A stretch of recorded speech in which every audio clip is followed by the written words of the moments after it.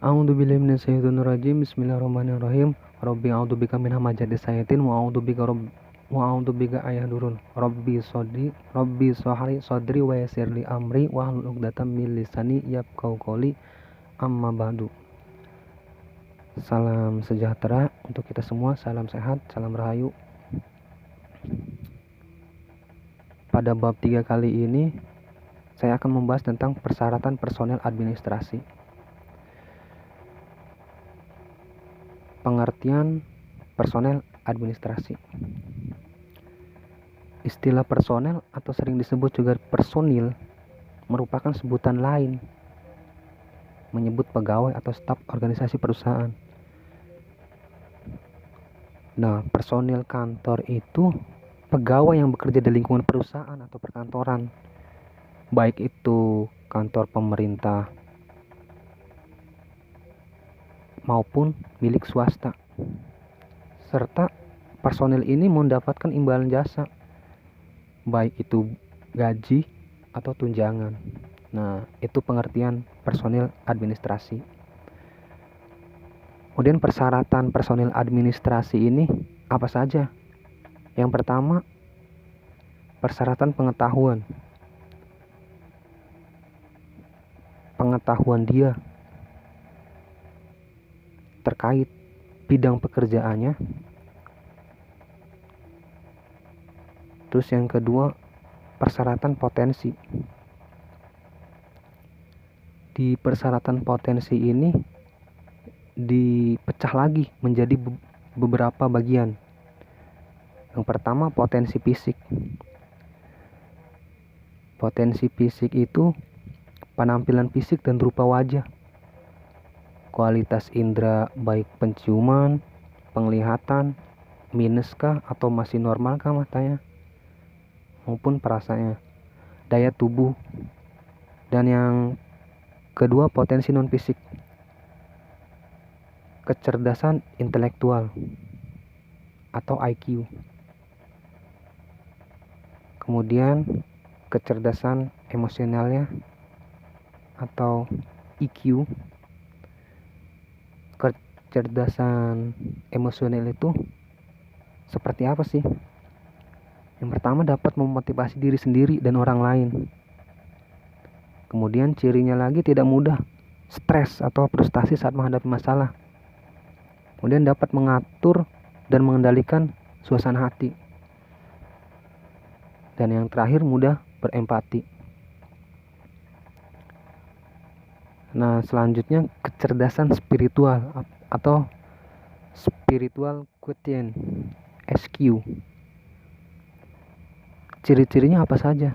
Pantang menyerah dan tidak mudah putus asa, bersikap optimis dan penuh asa, memiliki sikap tenang, menganggap bahwa dirinya adalah milik Tuhan, selalu berserah diri dan berdoa. Kemudian kecerdasan sosial, social quotient atau SQ, mempunyai kepekaan sosial, salah satu cirinya. Terus selanjutnya mampu berkomunikasi dengan baik terhadap orang lain, mempunyai perasaan empati terhadap orang lain, mempunyai pengetahuan untuk pemahaman terhadap orang lain. Dan yang ketiga, persyaratannya keterampilan. Kalau menurut Liang Gi, persyaratan keterampilannya orang itu mampu atau mempunyai keterampilan yang baik apabila mampu menguasai 6 bidang ini atau mencakup 6 pola kegiatan ini. Yang pertama, menghimpun entah itu menghimpun data dan yang lainnya. Kemudian mencatat. Yang ketiga, mengolah. Yang keempat, menggandakan. Dan yang kelima, mengirim. Entah itu mengirim email, surat, dan yang lainnya. Dan yang keenam itu menyimpan sebuah data atau mengarsipkan file.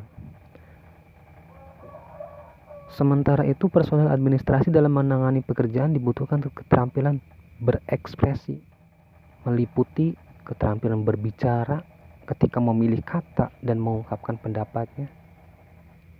Kemudian bersikap wajar, tidak overacting, feminim atau maskulin. Kemudian menampilkan ekspresi yang ramah dan menunjukkan persahabatan. Tidak bersungut-sungut atau komit-kamit saat berbicara. Nah, persyaratan kepribadian. Terdapat beberapa faktor yang membentuk kepribadian, antara lain faktor biologis, faktor kelahiran manusia yang hubungannya dengan sedarah, itu faktor biologis, ruang lingkupnya. Kemudian faktor budaya dan peradaban. Selanjutnya faktor sejarah hidup manusia di dalam peradaban dan kebudayaan yang menyangkut kumpulan nilai-nilai, konsep-konsep pengetahuan, kebiasaan manusia dalam hidup bermasyarakat. Itu ruang lingkup faktor budaya dan peradaban. Nah, faktor keluarga. Keluarga sebagai pondasi dasar yang membentuk kepribadian seseorang. Selanjutnya faktor sosial dan lingkungan. Keadaan sosial dan lingkungan berpengaruh cukup kuat dalam membentuk kepribadian.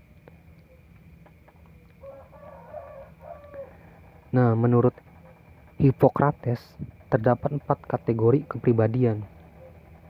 Yang pertama, sanguine atau extrovert feeling. Pada umumnya memiliki sifat optimis, banyak bicara, selalu terlihat gembira dan terus terang dalam mengutarakan pemikirannya.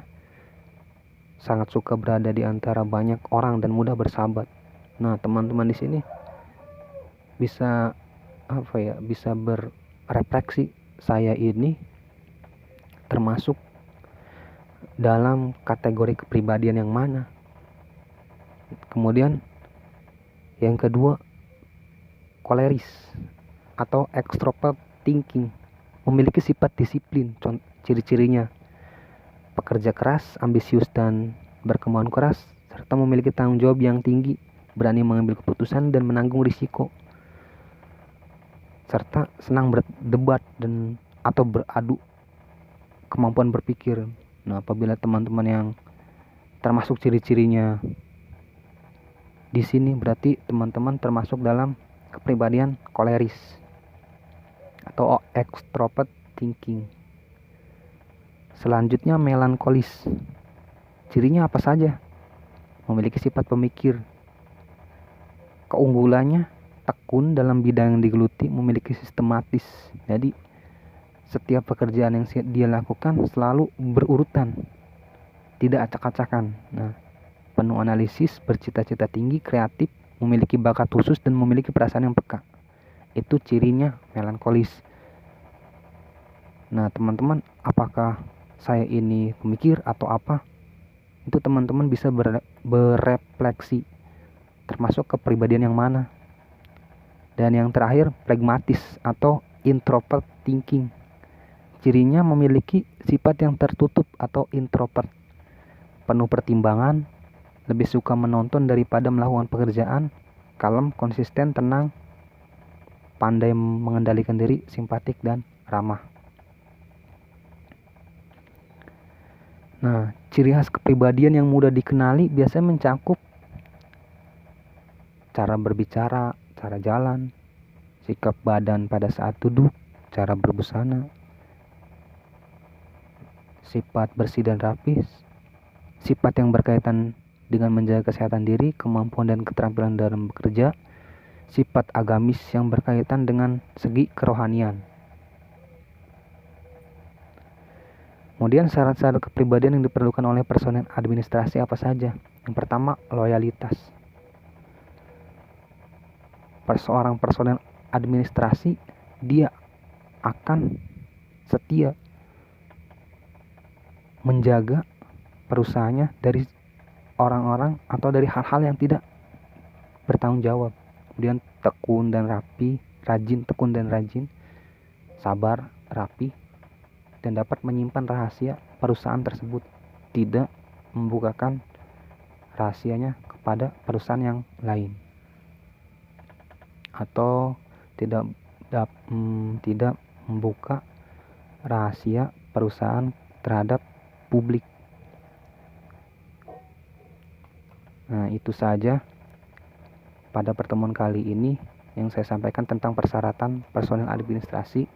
Semoga apa yang saya sampaikan bisa teman-teman pahami.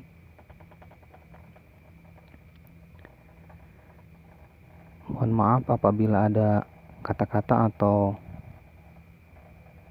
dalam penyampaiannya.